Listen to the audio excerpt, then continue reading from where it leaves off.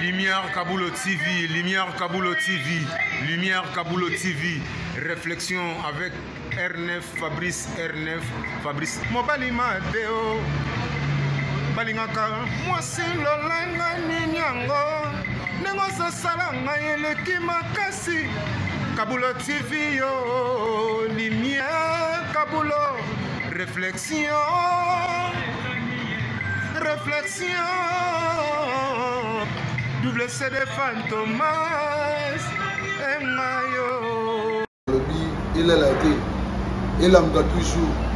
Barbito s'abonne, chaîne les amoko. Ça c'est dit, ma beaucoup t'as un an s'abonner. Bon billet. Donc mon yango na YouTube tozawana.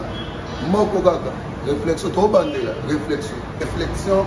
Lumière Kambolo. Yangwana. Balai qui est ça la biso bien. Tous en simana pour et ça la G. Bongo. Toujours. Réflexion, Lumière Kambolo TV. Chaîne Zamoko, vous s'abonnez, vous avez décidé Lumière Kambolo TV. Yenge na dikanda nyo surtout réflexion, yenge na bino. Yenge za nanga kambote, yenge so za bien zambote donc bobanga ngote po parce que batu bakuma obanga bokoko bakansa bokoko bomaka batu bokoko za kindoki. Ndenge na langage na bino. Mais chez nous, kindoki pe ezaka na mabete. Kindoki ezaka na deux sens, ce qui sens moka mabe oya osaba ninga mabe sens malamu ezali ya création. Alors ba yenge na bino nga za mutuna ngande ko na bino fumutsako fumumpa mwalongo fumunkanda. Mutuna ne oza tous les deux côtés hein, mobali. Ozana mwasi na yo na bana na ndako. Beaucoup la rapé na maman na yo azananda ku chez toi. Je me suis bimi ki musalo ye kuta mwasi na yo abeti mama na yo. Bana pe balobi te daddy papa mama penza donc évidence c'est penza ki abeti mère no meno bina solo la tie penza moi frappe. Na biti bon makamba ya so ba wela kine wana tete mais question zaka ki ekuti mwasi na yo abeti mama na yo. Mama ozaka na mobali no na ndako.